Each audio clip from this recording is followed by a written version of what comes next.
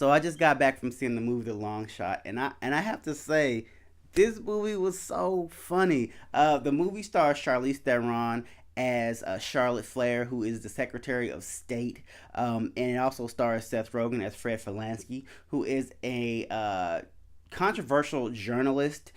He's a man who hates political views. He hates Democrats. He hates Republicans. I'm not gonna say he hates Democrats, but he certainly hates Republicans. And basically, everything that he writes bashes pretty much any form of democracy. These characters actually know one another. Fred and Charlotte grew up together.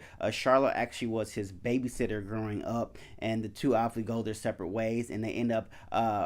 Then they end up meeting at a party, and Charlotte is actually running to be Charlotte is actually head of state, and she's actually running to be president of the United States. And in order to help her presidency, she actually needs to step up her humor, and so she actually asked if Fred will be one of her speechwriters. Not as willing to help her out as you thought he would, because he does, like I said, he doesn't like any form of democracy, if you will. But he actually agrees, and the two actually end up working hand in hand well together, and the two actually end up falling for one another in the midst of her running for her presidential campaign, at the same time trying to keep their relationship under the wraps, because Fred is kind of controversial and also not your stereotypical husband slash boyfriend, controversial journalist, if you will. And also in lines of Charlotte's actually working on an environmental bill that can help the environment, and also help propel her candidacy to president of the United States if it is passed. So that was kind of like a brief synopsis of the movie that I'm gonna give you. Like, I really don't like giving people the full end of every part of the movie, but I will say this was hands down like one of the funniest movies I've seen. I'm sure to say, I'm actually gonna step on the line and say this is probably gonna be the funniest movie to come out of the summer, and it's not even the summer technically just yet. I love Charlize Theron. Like, after Mad Max Fury Road, like, Charlize was on my radar. She was on my radar way before that, but ever since that, like, I go see any movie of hers. And to me, like, the thing I loved about this movie was Charlize Theron was Seth Rogen's character. That, to me, Seth Rogen and Kevin Hart, they always kind of play the same characters in each of their movies, and most of the time he's like, oh my god, I'm so tired of this character, I'm so tired of him always playing. But it was the same character that he's played in every other movie, but it works. Like, they kind of have that market cornered where they can keep playing the same stoner hippie type of roles and get away with it. Like, now Seth's character in this movie was a little different. He, even though he still was a stoner and a pothead and all that, and a druggie, but the thing that was different about him was he was highly intelligent, and he knew his shit about political parties, Democrats, Republicans. He knew his ins and outs. That's one thing I will say about this movie that was a different character for him to play, is that he did play a stoner, but he played an intelligent stoner. But it was so many scenes in this movie that just literally had me in tears. Like, I was just crying. And shout out to my man. To me, this is like got one of those breakthrough type movies, like if MTV, like breakthrough character.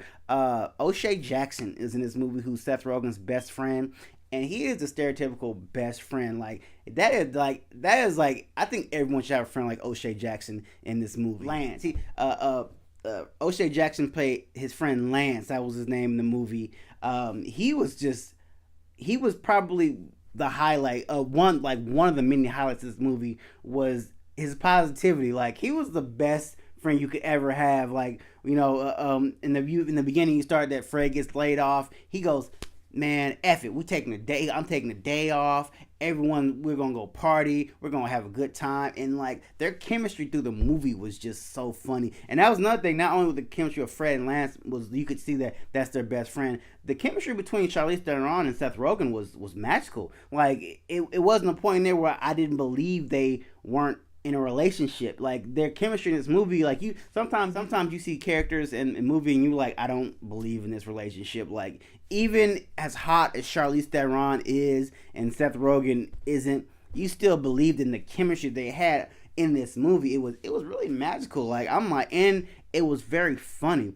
Like I said, not to give too much away, but there was a scene in the movie where things weren't going her way, and she was like, I want to get like, she goes, I want to get high, and he's just like, well, you've really never been high, so I really don't think we should do it. And she goes, I'm ordering you to basically get me high, and they go out and have a good, fun time, and then a diplomatic problem happens that needs her solution because she is Secretary of State, and she has to handle this problem high, and that is probably one of the funniest scenes like I have seen like in a while, because it's so realistic. Like, you know, she's like, oh my god, she's like walking in there with her sunglasses on and her party shirt, trying to handle this diplomatic immunity type of situation, and she just high talking to the president of a foreign country, and it's just like the funniest scene. Like, I mean, I loved it. Like, you know, every part of this movie I love. Like, you know, it was